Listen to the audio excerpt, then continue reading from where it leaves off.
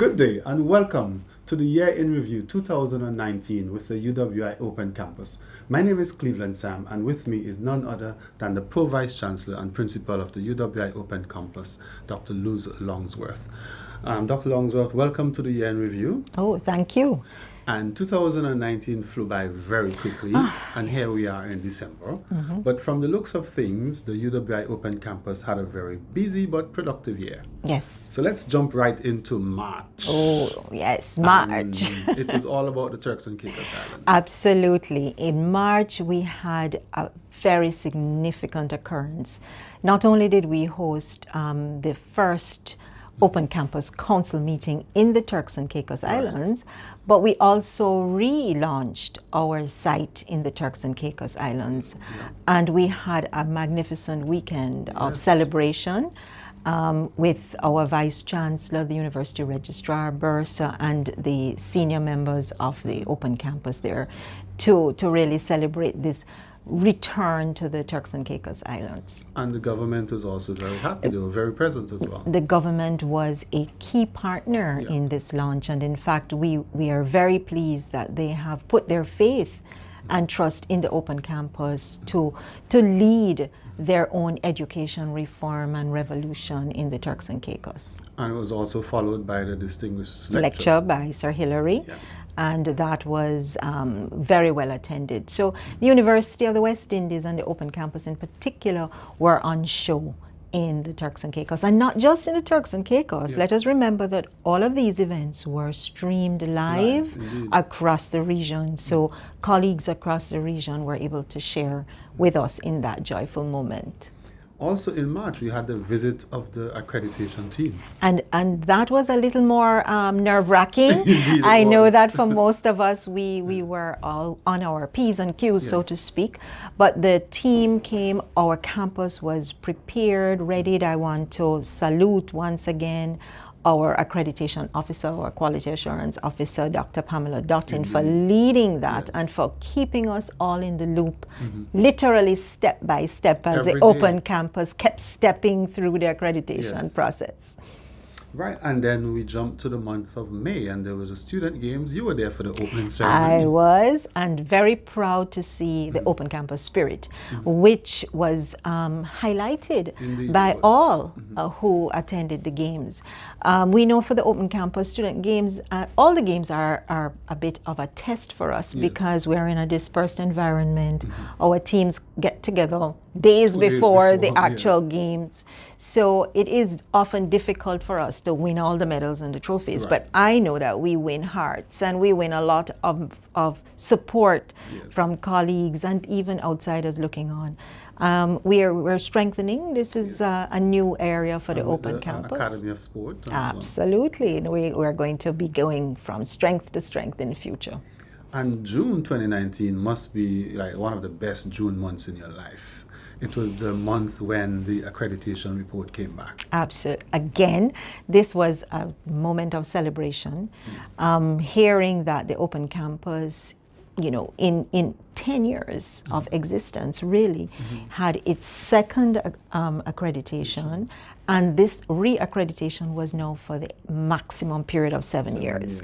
It is a testament to the hard work, the concern for quality, the commitment of the staff and our students and other stakeholders that we have been able to really get over this re-accreditation process with such success. And in July, after months of planning, we had the Cybersecurity Workshop in conjunction with the Jamaica Defense Force. That was a massive collaboration. Right, and another element of the Open Campus's strategy, which ties in well with the AAA strategy of alignment, aligning the campus to the needs of our societies. And cybersecurity, as we all know, is a major concern.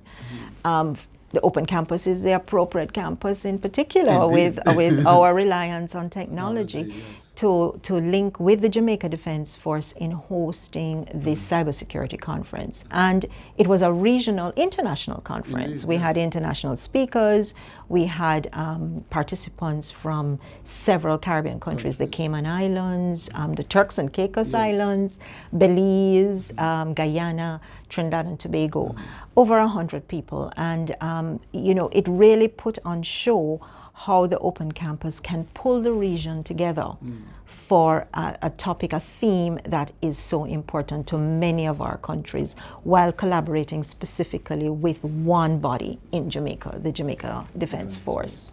And of course, August is the start of the semester, and we had some exciting programs that we offered for the first time in August, including the BSc in Sport. That's right. We were very happy that we were able to put 3 programs, 3 online bachelor's programs, the BSc in Sports Management and Leadership, in Sports Coaching, and in Kinetics. Online. And this is a major thrust of the university with the formation of the Faculty of Sport about 2-3 years ago. But the Open Campus is partnering with other campuses as well to ensure that these programs are available not just in the physical environment, but all across the region. And of course, our Academy of Sport, which is headed by Mr. Kervin John, has really been out there doing a lot of advocacy on the ground throughout the region. All right, and we went into September, which in tradition in the region is hurricane. And we had the devastation of Dorian in the Bahamas, which is one of our Open Campus territories, and the response from UWI and the Open Campus in particular. Every year, the Open Campus is faced with this. Yes. And as a campus, I think we have come to the realization that it's not a matter of if, but it's when. a matter of when and who will be this year's you know, country that is affected most. In this case, it was the Bahamas in Grand Abaco as well as Grand Bahamas. And we have students on those islands. But thankfully, we have developed within the Open Campus a response protocol.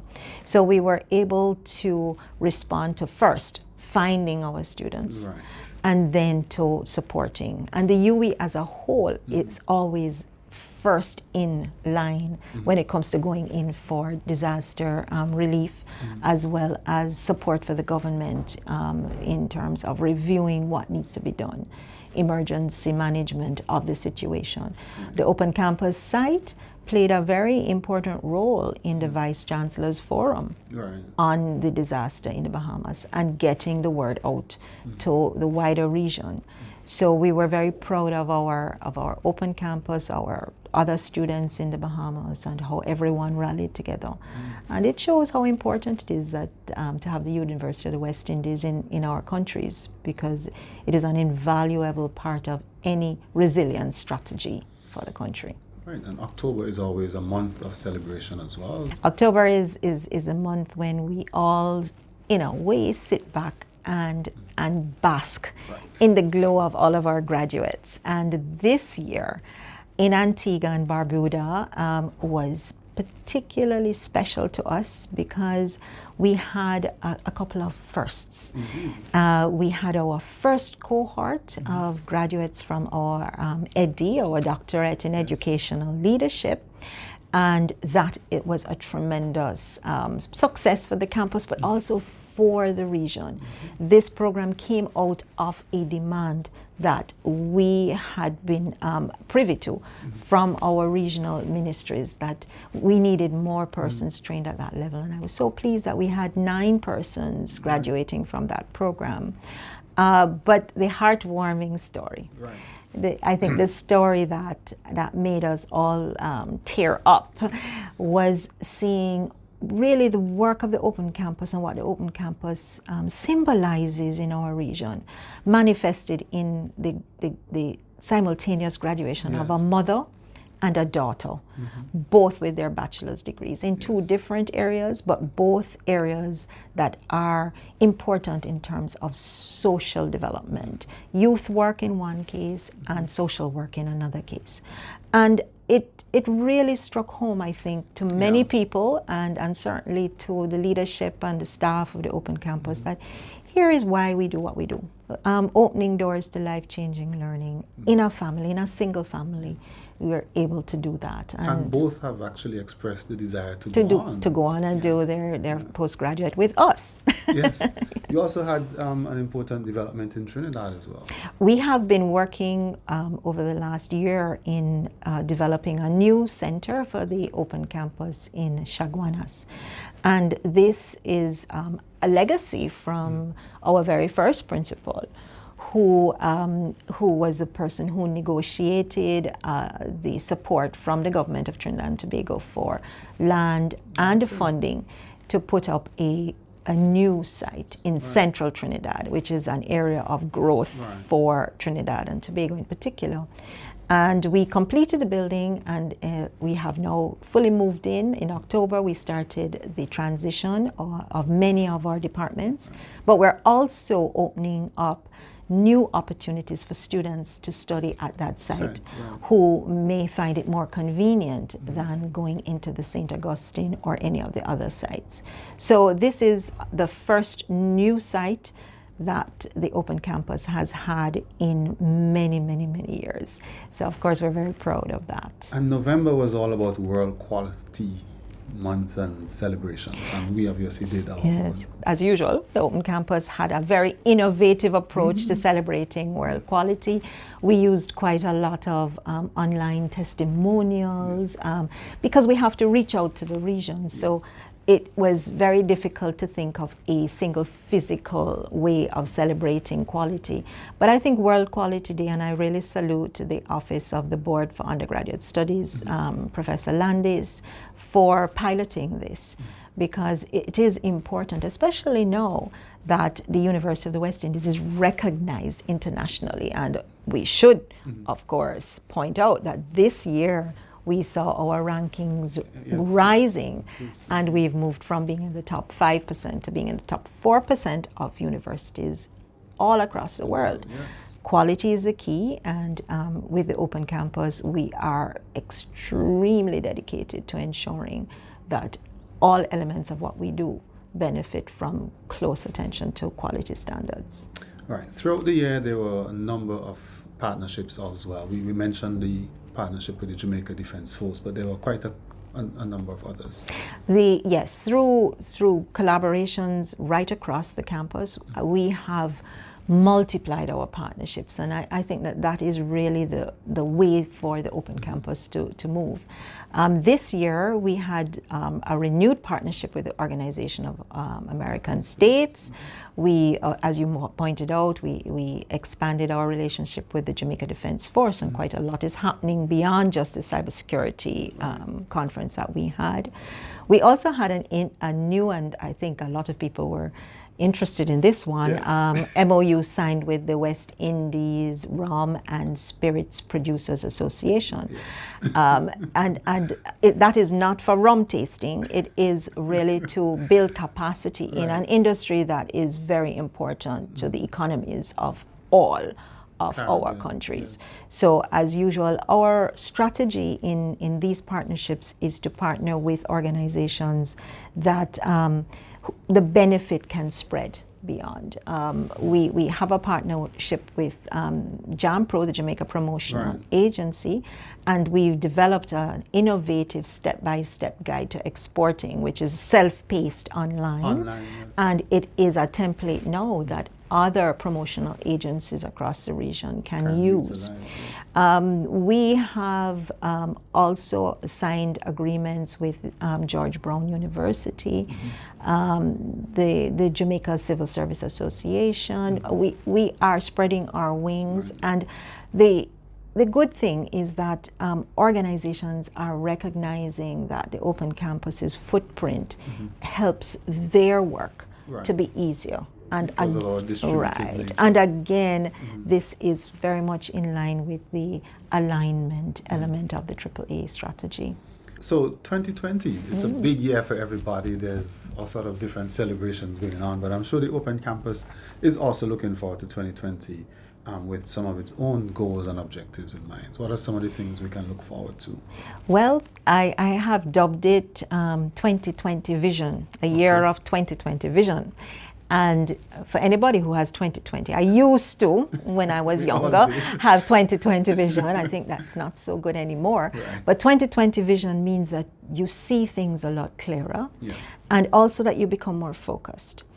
The Open Campus is entering its second decade. Yes. So interestingly, we enter a new decade. And I think that we build on lessons of the past, and we have to now move the campus forward in very focused ways. Clearly, we are aligned to the university's strategic plan, which goes till 2022. So we will continue to focus on the AAA strategy. How we materialize that strategy, how it is embodied is what we are going to be focusing on. So we have a couple of challenges that we have to face. One is the economic and financial challenge that the Open Campus and in fact the region and all campuses face. And we do know that there has been the articulation by our Vice Chancellor of a 10 in 2 strategy. It means reducing our expenditure over 2 years by 10%, but also increasing our revenue by 10%. I have a similar 10 that I want to throw out, and I think that in 2 years we certainly should have more than 10,000 students in online. We already are way above that for our CPE face-to-face. We are currently hovering at around 7,000 students online, and I am sure that with our new programming, with our new focus on marketing led by you, Mr. Sam, that we will be able to really look at that as a target for us. So increase access, right? That is very important for 2020. We have to also ensure that we can find new ways of generating revenue through innovation, through entrepreneurship, which is another element of the strategy. And the Open Campus has always been an entrepreneurial campus. What we have to do in 2020 is to focus on the areas where we will get the most benefit out of our effort. So we will be, over the next few weeks, having these conversations as to what will be the focus for 2020. We want to ensure that we improve our services to our students and to our staff.